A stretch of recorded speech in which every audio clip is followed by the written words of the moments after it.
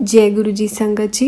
आज हम दिव्य आभास से 84 सत्संग सुनेंगे, जिसका शीर्षक है आस्था की दृष्टि से। शुरू करते हैं सुनना। गुरु जी के कमल चरणों में मेरा सदर नमन।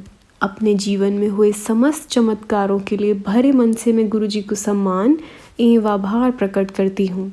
हम उनके अत्यंत कृतज्ञ हैं। उन्होंने हमें अपनी छत्र छाया में स्वीकार किया।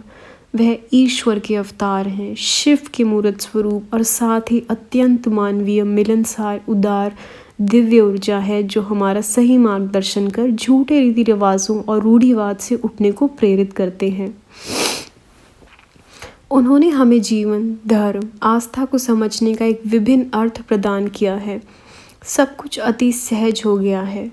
बहुत सौभाग्यशाली है वह दिन जब मैं पहली बार गुरु जी की शरण में पहुंची। जब पहली बार मेरे पिता उनके पास गए, उन्होंने हमारे बारे में प्रश्न किया। उन्हें पता था कि मेरे पति कहाँ पर कार्यरत हैं और मेरी बेटी को क्या रोग है। रूबेला सिंड्रोम, रूबेला के लक्षण। यह अप्रैल 1995 की घटना है। मैं प्रसन्न हो गई। मेरी प्रेगनेंसी के पहले तिमाही में मुझे जर्मन खसरा हो गया था, इसलिए अदिति को जन्म से ही अनेक समस्याएं थी, जिसके कारण उसमें दृष्टि दोष था। जन्मजात मोतियाबिंद के कारण उसे लघु ओप्थेल्मिया, लघु शुक्ल निस्तेगमस और अंधिमस जैसी जटिल समस्याएं उत्पन्न हो गई थी। अपने छोटे से जीवन के प्रथम 2 वर्षों में उसकी आंखों की 5 ऑपरेशन हो चुके थे, 3 मोतियाबिंद के लिए और बाकी 2 अधिमंत के लिए। इतना सब कुछ होने के बाद भी उसकी दृष्टि में कोई विशेष अंतर नहीं आया। अखिल भारतीय आयुर्विज्ञान संस्थान के डॉक्टरों को भी कोई विशेष आशा नहीं थी। उनके अनुसार क्योंकि उसका दृष्टिपटल क्षतिग्रस्त था, वह कभी भी पूरी तरह से स्पष्ट देख पाएगी, इसकी संभावना बहुत ही कम थी। इस दृष्टि दोष के अलावा उसके हृदय की एक धमनी, जो जन्म के बाद बंद होनी चाहिए थी, बंद नहीं हुई, इसलिए उसे पीडीए नामक रोग भी था। यह उसके 3रे वर्ष में ऑपरेशन द्वारा ठीक किया गया।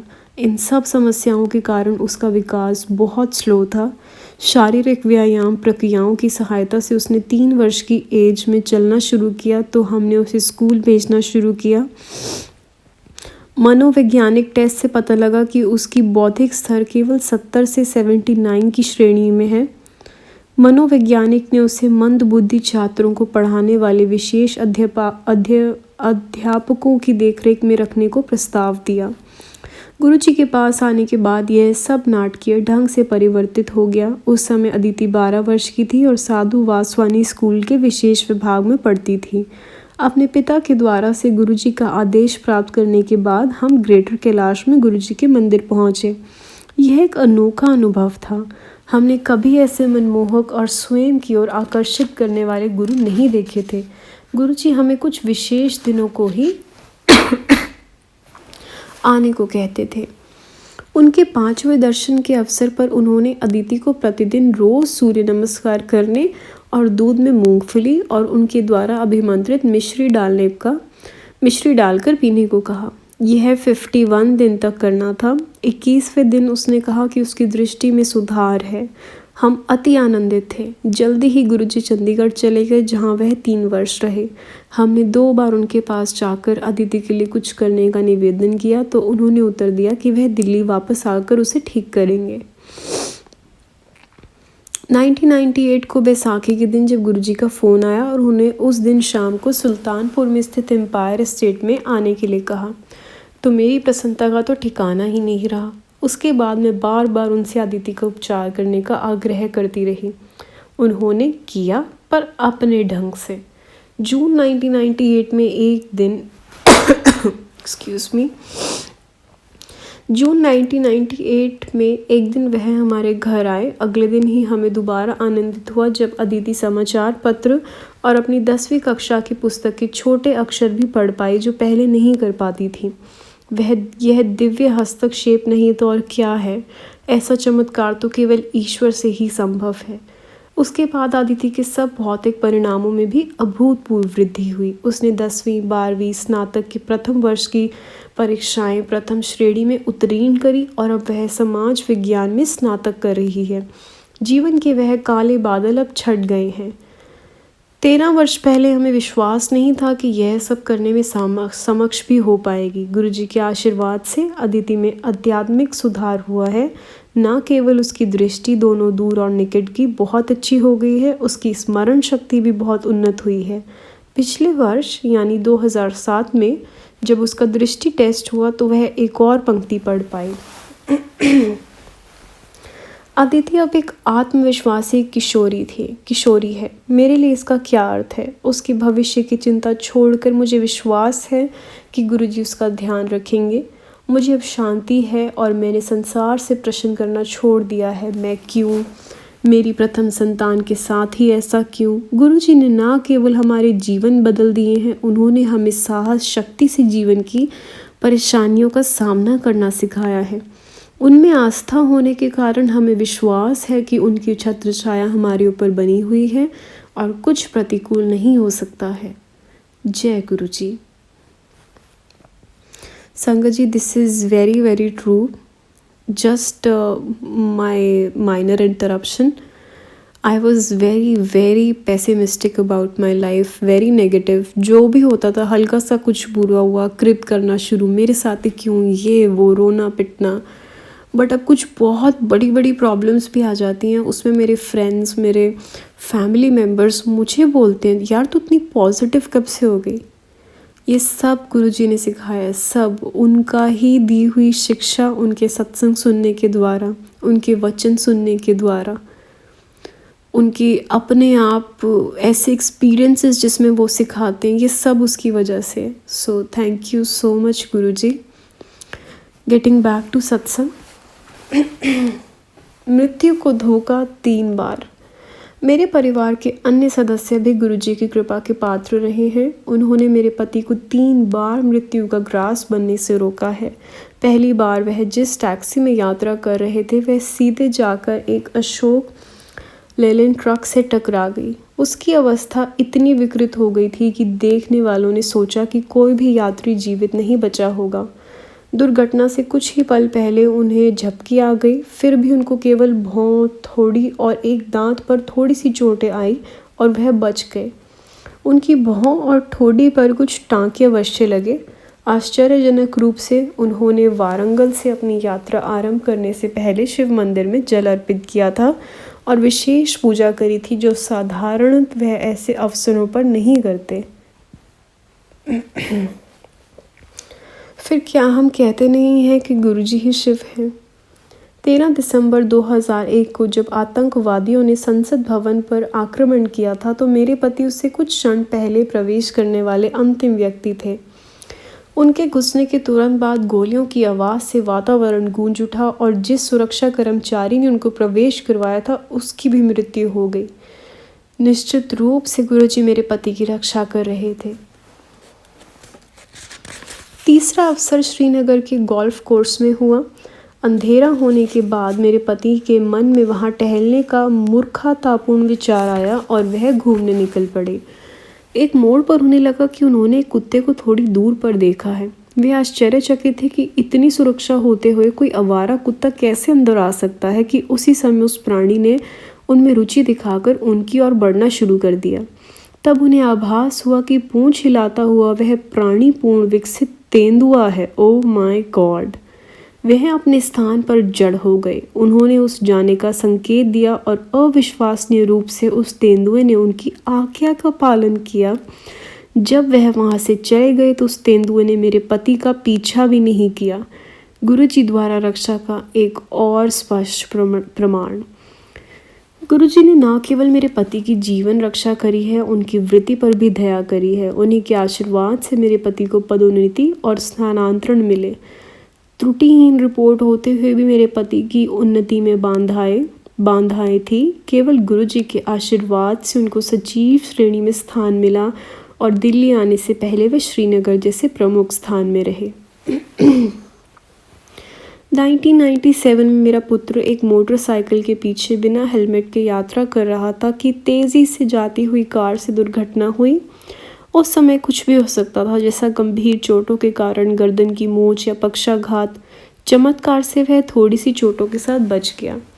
जब स्वस्थ होकर मेरा बेटा गुरुजी के पास आया तो उन्होंने उसे बताया कि उन्होंने उसकी जीवन रक्षा करी है। जय गुरुजी। पान के पत्तों से शवसनी ऐंठन का उपचार। मुझे भी गुरुजी ने अपने स्नेह से वंचित नहीं रखा। 20 वर्ष से मुझे अस्थमा के दौरे पड़ते रहते थे और मैं अक्सर स्टेरॉइड्स की गोलियां खाती थी। मैंने सदा गुरुजी से अपने बच्चों के लिए आशीष मांगा था, पर अपनी समस्या उनके सम्मुख कभी प्रकट नहीं करी थी। 3 वर्ष पहले मुझे अचानक आभास हुआ कि मेरा श्वास रोग समाप्त हो चुका है। गुरुजी ने बताया कि उन्होंने मुझे स्टेरॉइड्स से मुक्त कर दिया, जो सत्य है क्योंकि उसके बाद मुझे कभी उनकी ज़रूरत नहीं पड़ी। 3 ग्रीष्म ऋतुओं से मुझे हल्का फीवर रहने लगा, जो 6 महीने तक रहता था और मुझे शक्तिहीन कर देता था। ब्लड टेस्ट कैंसर या तेपेदिक की ओर संकेत दे रहे थे। Oh my God. डॉक्टरों ने अनेक टेस्ट करवाने को कहा। मेरे पति ने मेरी समस्या का उल्लेख गुरुजी से किया तो उन्होंने प्रतिदिन अभिमंत्रित पान के पत्ते सिर के नीचे रखकर सोने को कहा। कुछ ही दिन में मेरा फीवर कभी वापस नहीं आने के लिए विलीन हो गया। जय गुरुजी। स्वप्न दर्शन। अपने परिवार पर गुरुजी की दयावृष्टि का मैं लगातार वर्णन कर सकती हूँ। उन्होंने मेरे माता पिता को कैंसर से मुक्त किया। मेरे पिता उनके पास 1995 में अपनी कैंसर के ऑपरेशन के बाद गए थे। उसके बाद उन्हें कभी यह रोग नहीं हुआ, यद्यपि परिवार में उसकी अनेक दुखद घटनाएं हुई हैं। मेरी माँ को उनके ऑपरेशन के बाद कभी कीमोथेरेपी की आवश्यकता नहीं पड़ी। ऑपरेशन की पूरी अवधि में उन्हें लगा कि गुरुजी ने उनका हाथ पकड़ा हुआ है। गुरुजी के दर्शन के समय उन्होंने उन्हें एक गुलाबी और स्वर्ण रंग की साड़ी भी दी।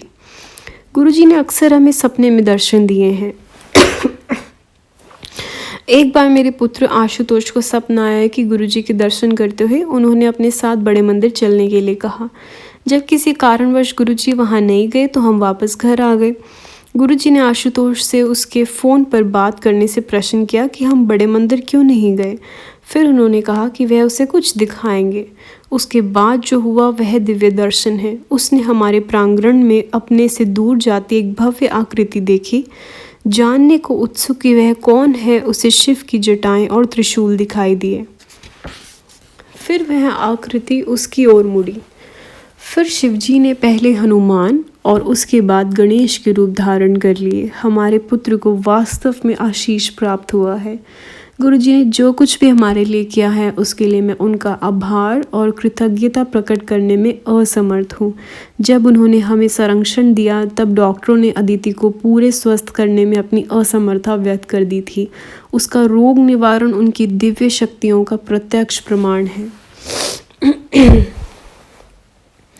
शब्द गुरुजी की महानता व्यक्त नहीं कर सकते। उन्होंने हमारा जीवन बदल दिया है, आस्था से ऊर्जा और स्फूर्ति प्रदान करी है, हमें वातावरण के प्रति अधिक सहनशील बनाया है, स्थितियों को स्वीकार करना सिखाया है और हमें साहस और शक्ति का समावेश किया है। वह छप्पड़ फाड़ कर देते हैं और बदले में मात्रपूर्ण निर्विवाद आस्था की आशा करते हैं। हमें अपने जीवन का नवीन अर्थ मिला है। उन्होंने हमें प्रचुर मात्रा में आगे बढ़ने की आशा, दृढ़ता और सामर्थ्य भी दिया है। उन्होंने हमें सुयोग्य मानव बना दिया गया है। मेरा विश्वास है कि वह परमात्मा के अवतार हैं। उन्हें चाहे किसी भी नाम, शिव, कृष्ण, गुरु नानक से पुकार लें, वह तो एक रूप में ही सब है। हमारे जीवन के सब चमत्कार दिव्य शक्ति से ही संभव थे। मैं सदा उनकी शरण में रहने की विनती करती हूँ। वह अनुयायी धन्य है जो बिना किसी इच्छा से उनकी सेवा करते हैं। उनके परिवार में, उनकी छत्र छाया में सब एक समान है। वह सबको अनुभव, सुख दुख बंटवाकर, जैसा एक परिवार में सदा होता रहा है, सच्ची नम्रता और दीनता का पाठ देते हैं। वास्तव में हम उन्हें इस विशाल ब्रह्मांड में मानव ब्रह्मा के रूप में देखते हैं। गुरुजी के बारे में इतना कुछ कहना अभी भी बाकी है।